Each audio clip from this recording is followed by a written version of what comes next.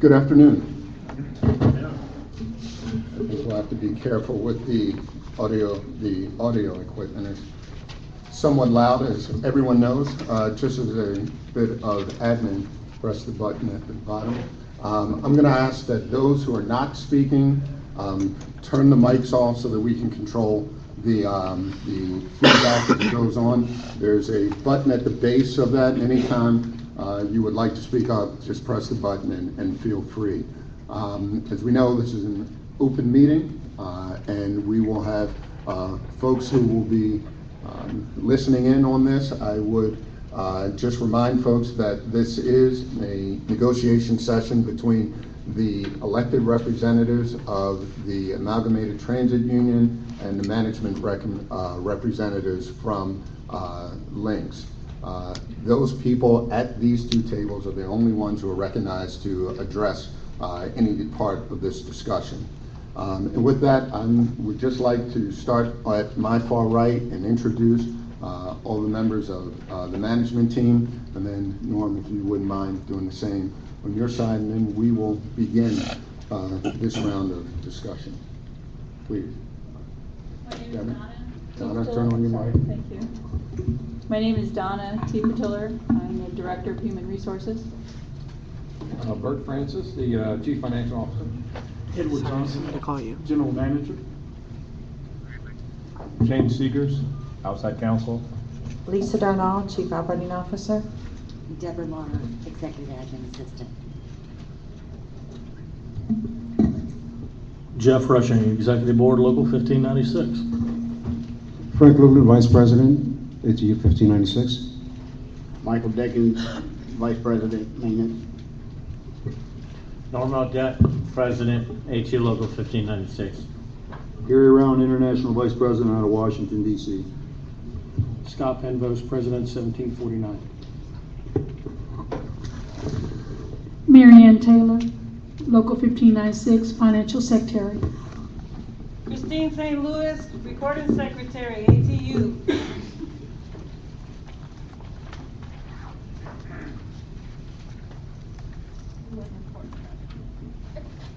John, on page 14 of the proposal you gave us, Article 31, you don't have page numbers on it, but I numbered it page 14. Can you explain that proposal, please? The intent?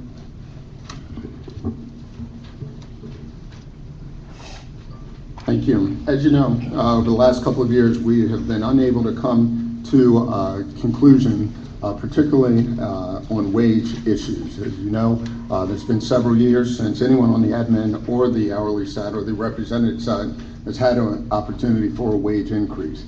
At the direction of our board of directors, we are coming to the table with financial incentive for a long-awaited wage increase for our employees. Our intent in this section is to highlight a couple of issues. Number one, every employee will get a lump sum payment of $200 and then a 0.5% wage increase. For this contract, for this first year, and we are looking for a 3-year contract, we will have a wage opener in year 2, so we can come back to the table next year if the union so desires as our financial situation improves.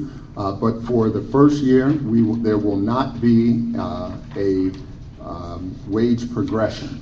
And so the progression that we have gone under for the last number of years, that will be suspended in year 1. That will be an idea that we could, or a concept we could come back and discuss through a wage opener next year. But in this first year, it's a $200 lump sum and a 0.5% wage increase across the board. So on page 15, if they were numbered, section 2, show me, or is there some place in section 2 where it says that this is a pay or freeze for 1 year? It does not read that in section 2, but in section 1, which is the preceding section, it outlines clearly what our intent is. If you believe that it's not clearly outlined, then I would entertain a counter proposal on that. Well, I'm assuming that you've negotiated contracts in the past. You have struck out the entire language of that collective bargaining agreement. If we entered into an agreement, would that language not be out of the collective bargaining agreement? Our intent is, as I stated, that for year one, the progression will not apply in year one. We will have a $200 lump sum with a 0.5% increase. That's the intent of this section. You believe there should be some clarifying language. I'm open to your proposal. Well, I'm not going to counter-propose a proposal that you eliminate language out of the collective bargaining agreement. So if you need to clarify your proposal is crystal clear. It eliminates progression out of this collective bargaining agreement. You struck it out with a big X. You got it all lined out. So if you need to take time to come back to a proposal to us that tells us what your intent is, that it's 1 year and it's not excluded from the collective bargaining agreement, please take all the time you need to do that. Well, I believe my proposal is very clear. It's $200 and a 0.5% increase, and in year one, there's no progression. John, I'm not going to move until that language is in that contract. Well, I think there are very clear what our intentions are. I would John, you entertain your have language counter-proposal. in this proposal. You have language in this proposal that's not struck out, that applies and continues to apply.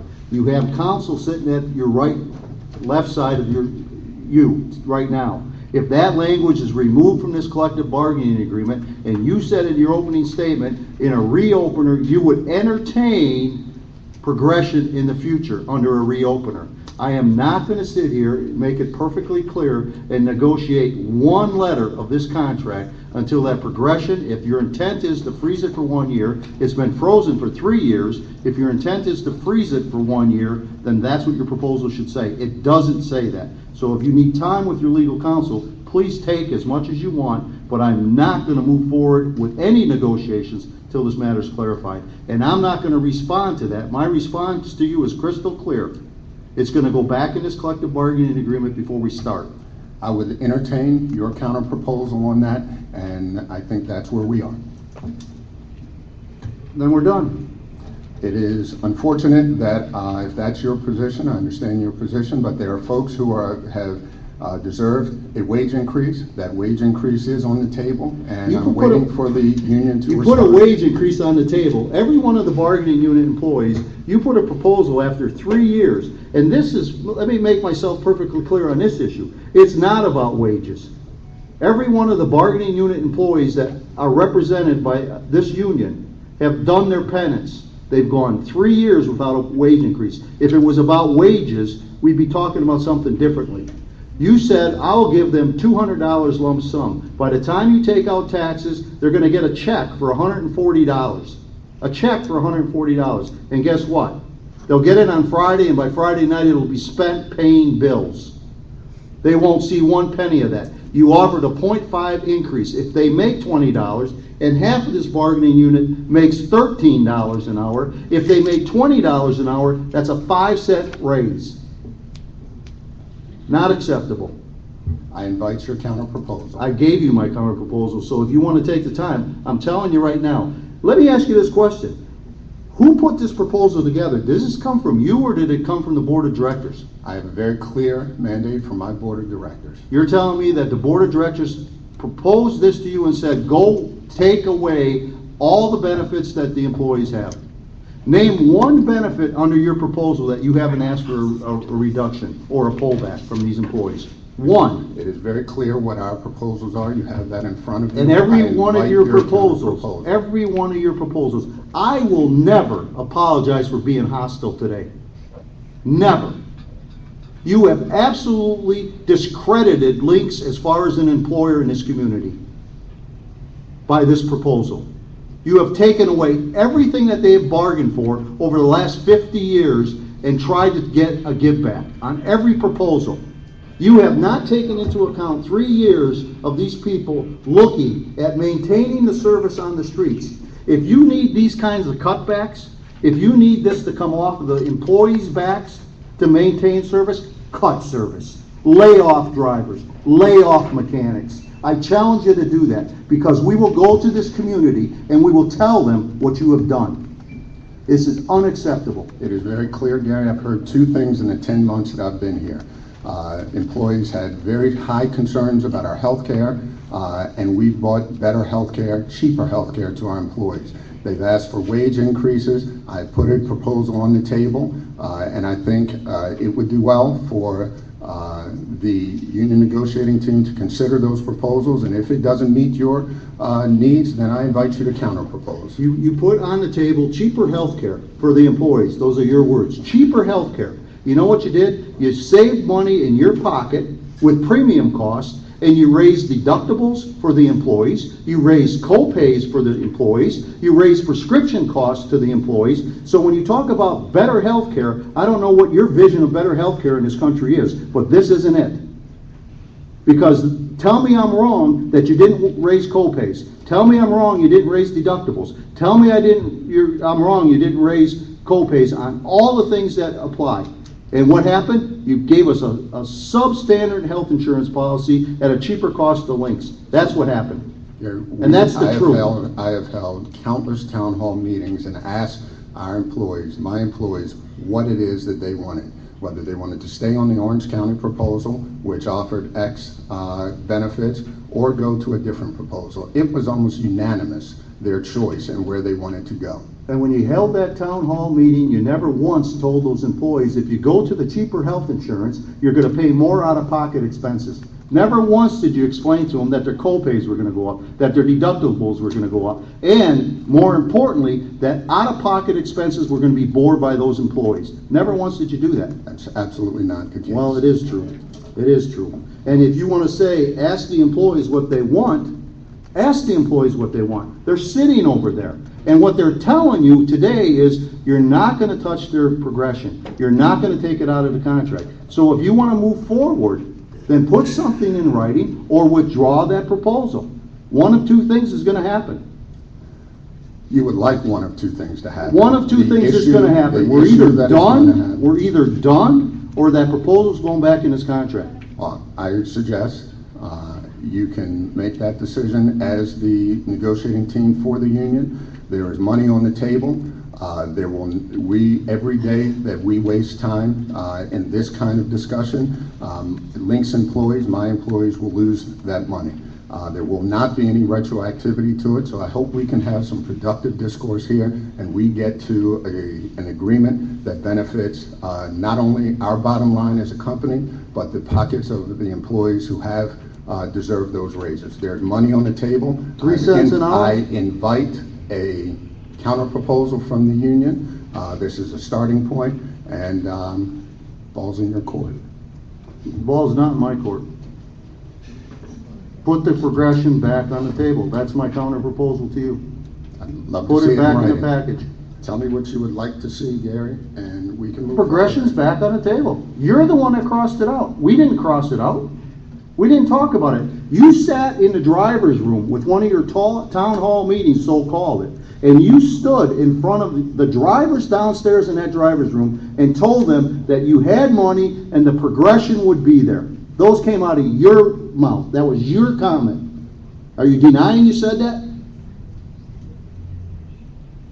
You can't, can you? I have nothing else. I invite a counter proposal. You can't deny you told these people downstairs that the progression would be there. I invite a counter proposal. I figured you wouldn't deny that, because that's the truth.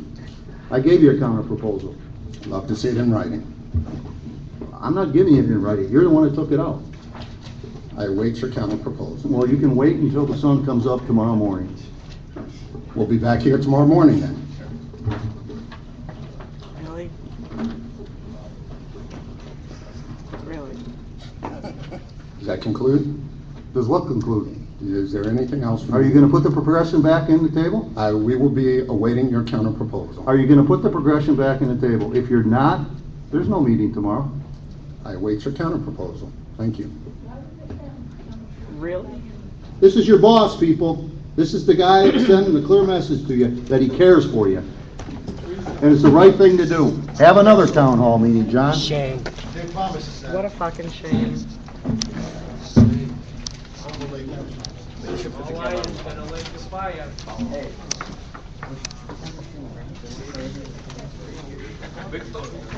Hey, excuse me, we're streaming this live. If you'd like to say anything to the camera at any point, we are streaming live and recording. Oh, I'm very sorry. Where's the reason he can't We're do not, that? we're, Why can't he film us? It's already aired. Where's the it's already aired. it's already aired, I'm sorry, everybody's seen it. That's fine, please take it down. Yeah, okay.